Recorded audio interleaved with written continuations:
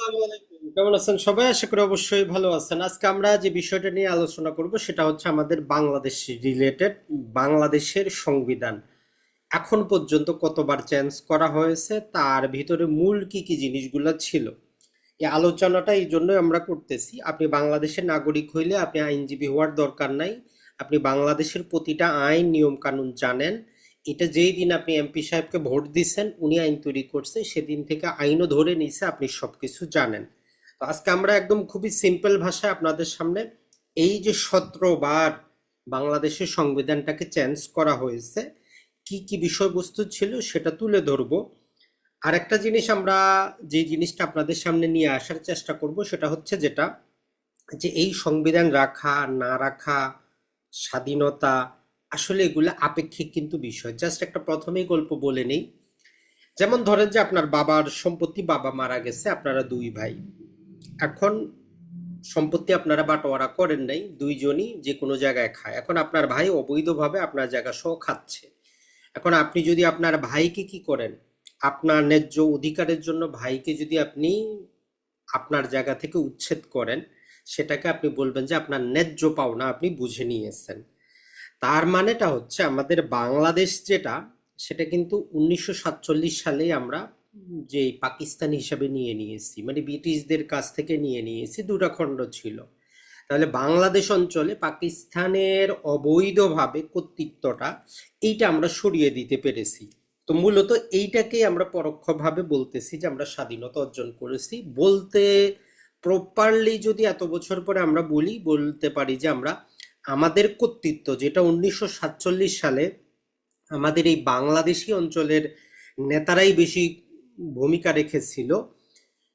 তারা, আমাদের পূর্বপুরুষরা যেই প্রাপ্যতা দিয়েছিল, সেই ন্যায্য অধিকার এই অংশের মানুষ ফিরে পেয়েছে।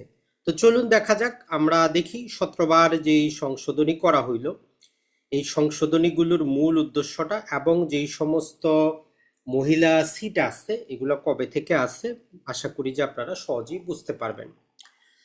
তো বাংলাদেশের স্বাধীনতা আমরা জানি 1971 সালে হয়। তো 71 সালের পরবর্তীতে 72 সালে সংবিধান প্রণীত হয়।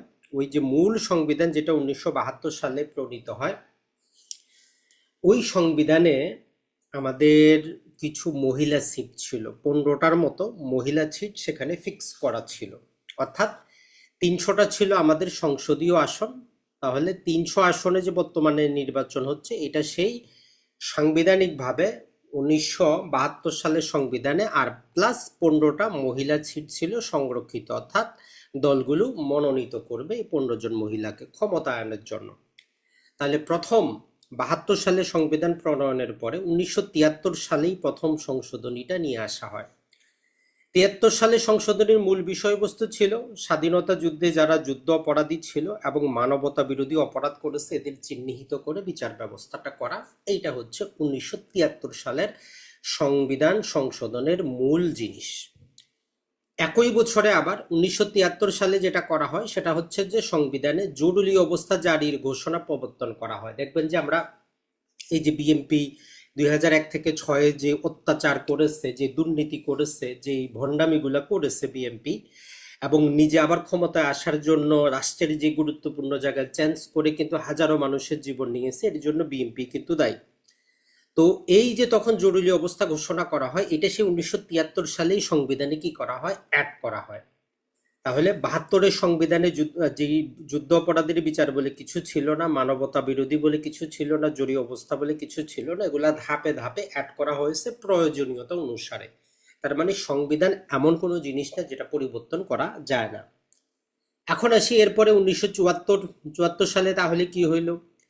তো আমরা ভারত, পাকিস্তান এবং বাংলাদেশ মিলে একটা চুক্তি হয়েছিল, সিমলা চুক্তি। সেই চুক্তির অধীনে কিছু যে স্বাধীনতা যুদ্ধের সময় যে ছিটমহলগুলোর মধ্যে কিছুটা বাংলাদেশ দিয়েছে, বাংলাদেশ ভারতের কাছ থেকে কিছু নিয়েছে। তো এই জিনিসটা ছিটমহল বিনিময়ের জন্য, জমি বিনিময়ের জন্য 1974 সালে সংবিধানে সংশোধন করা হয়। এরপরে 1975 আমাদের বর্তমানে খুনি হাসিনার বাবা যে শেখ মুজিবুর যেই কাজটা করে, সেটা হচ্ছে আমাদের মূল সংবিধান ছিল সংসদীয় ব্যবস্থায়, সংসদ থাকবে, সেখানে যাবতীয় কিছু হবে। কিন্তু যুদ্ধবিধ্বস্ত এই দেশটার মধ্যে যেটা হচ্ছে যে নানা দল এখন যেমন ধরেন যে এই যে 1-1.5 বছরে ইউনূসের সময় সবাই মিছিল করে, মিটিং করে, সবাই ক্ষমতায় যাইতে চায়।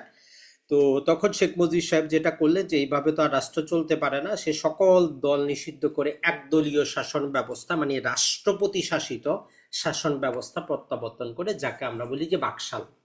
তাইলে আপনি যে বাকশাল শব্দটা শুনেন 1975 সালে করেছে, এর ভালো দিক খারাপ দিক দুটাই আছে। খারাপ দিক হচ্ছে শুধু একদলীয় ব্যবস্থা, বাকি সবকিছু নিষিদ্ধ করে দেওয়া, সব দলকে নিষিদ্ধ করে দেওয়া, এইটার মাধ্যমে সে একজন খলনায়ক হয়ে যায়, যার কারণে কিন্তু তার মৃত্যু ঘটে। আবার পজিটিভ দিক যেটা হয় সেটা হচ্ছে যে যেমন ডক্টর ইউনূসের সময় সবাই মিছিল মিটিং নিয়ে বের হয়ে যাইতো, তো সে কিন্তু কঠোর হইতে পারে নাই। তো শেখ মুজিব যেটা চেয়েছিল মূলত যে আসলে সেখানে একটা কঠোরতা অর্জন করে দেশটাকে সামগ্রিকভাবে নিয়ে আসা।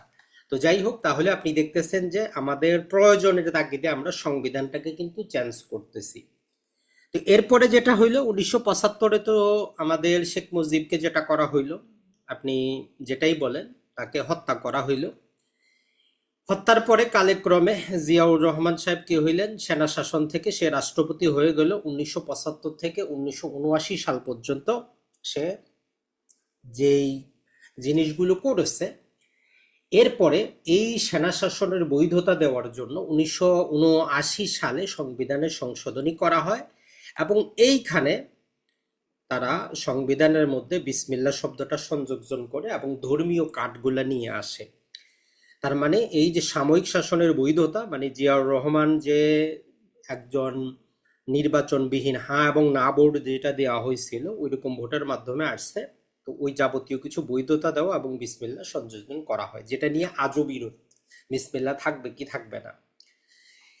এখন কথা হচ্ছে যে এর পরবর্তীতে 1981 সালে যেটা হয়, জিয়াউর রহমানকেও হত্যা করা হয়, তারও কিছু স্বৈরাচারী কারণে, তারও কিছু, কারণ প্রতিটা মানুষেরই ভালো মন্দ থাকে, তারও যেই সমস্ত খারাপ জিনিসগুলো ছিল, যেই সমস্ত সেনা সদস্যদেরকে হত্যা করা হয়েছে, তো তাদেরই একাংশ যেটা করে সেটা হচ্ছে যে চট্টগ্রামে এই শহীদ, শহীদ আসলে আরবি শব্দ, বাংলা শব্দ বলা দরকার। তো যাই হোক, জিয়াউর রহমানকে হত্যা করার পরে 1981 সালে যেটা করা হয় পরবর্তীতে, তখন রাষ্ট্রপতি শাসিত ব্যবস্থা, তো উপরাষ্ট্রপতি একজন ছিলেন, তো ওই উপরাষ্ট্রপতি থেকে যাতে উনি যেটা করতে পারেন, নির্বাচনটা করতে পারেন, তো এই জন্য সংবিধানটাকে সংশোধন করা হয় আরো একবার। তার মানে এটাও হচ্ছে রাজনৈতিক কারণে।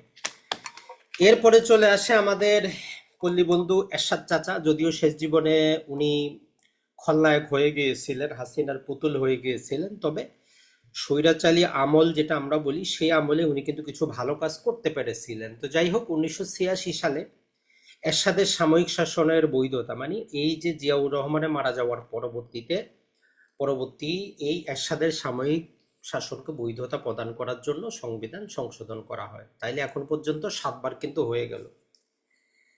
এখন আসি 1988 সালে, এই যে আমাদের এরশাদ সাহেব, উনি আরেকটু ধর্মীয় লেভেল লাগানোর জন্য রাষ্ট্রধর্মকে ইসলাম এইটা সংবিধানের মধ্যে আনেন, এবং ঢাকার বাইরে 6টা জায়গায় হাইকোর্টের বেঞ্চ স্থাপন করার যে সাংবিধানিকভাবে সেখানে অন্তর্ভুক্ত করেন। যদিও পরবর্তীতে যারা ঢাকাপন্থী, ঢাকার মধ্যে বড় বড় অলিগার আছে আইনজীবীরা, এরা এটাকে সুপ্রিম কোর্টের মাধ্যমে বাতিল করায়, তো যেটা আজও প্রয়োজন।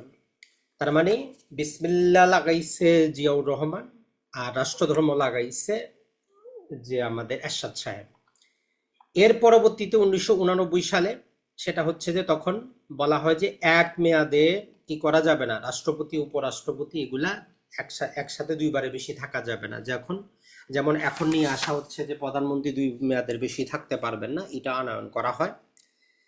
এরপরে 1990 মহিলা আসন সংখ্যা 30টা, প্রথমে ছিল কয়টা আমাদের 15টা সম্ভবত, যদি ভুল না হয়, মাঝখান দিয়ে 15টা না হলে 30টাই থাকার কথা, 15টা ছিল প্রথমে, এর পরবর্তীতে বাড়ানো হয়েছে। এইখানে যেটা আনা হয়েছে এর পরবর্তীতে এই যে 30টা মহিলা আসন, যেটা প্রাথমিক সংবিধানে 15টা ছিল, তো এই 30টা মহিলা আসন এরা আরো 10 বছর সংরক্ষণ করার জন্য, মানে পার্মানেন্ট না, তাহলে এটা 1990 সালে করা হয় 30টা আসন। 1991 সালে অস্থায়ী রাষ্ট্রপতি বিচারপতি শাহাবুদ্দিন আহমদের নিয়োগের বৈধতাকরণ এবং বিচারপতি পদে প্রত্যাবর্তন, মানে প্রধান বিচারপতি হয়ে গেছিল কি রাষ্ট্রপতি, আবার রাষ্ট্রপতি থেকে প্রধান বিচারপতি। এই যে সাংবিধানিক কিছু সেখানে সমস্যা থাকার কারণে ওটা আবার সংশোধন করা হয়, হয়ে গেল 11 বার। 12 বার যেটা, সেটা হচ্ছে যে 1991 সালে আবার করা হয়। এখানে বলা হয় 17 বছর পর পুনরায় সংসদীয় ব্যবস্থা, মানে ওই যে এত বছর মাঝখানে যেটা রাষ্ট্রপতি শাসিত ছিল এটাকে বাদ দিয়ে আবার সংসদীয় ব্যবস্থা এবং উপরাষ্ট্রপতির পদ বিলুপ্ত করা হয়, যেইটা আবার নিয়ে আসতে চাচ্ছেন তারেক সাহেব।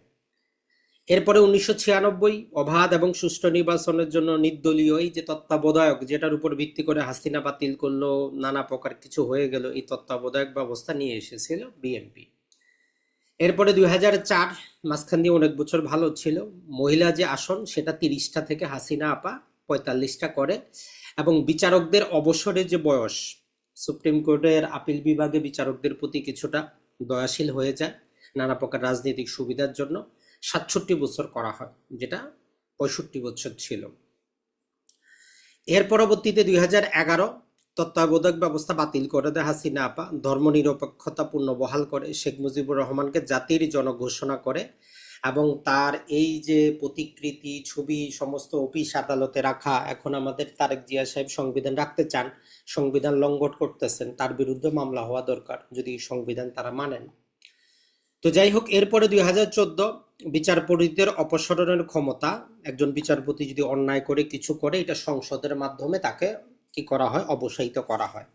তো এই ক্ষমতাটা সুপ্রিম কোর্টের কাছে ছিল, সুপ্রিম জুডিশিয়াল কাউন্সিলের কাছে, এটা সংসদে ফেরত আনা হয়, যদিও এই যে আবার এখন বাতিল করা হয়েছে, এখন আবার ওই সেই সুপ্রিম জুডিশিয়াল কাউন্সিলের কাছে কিন্তু চলে গেছে।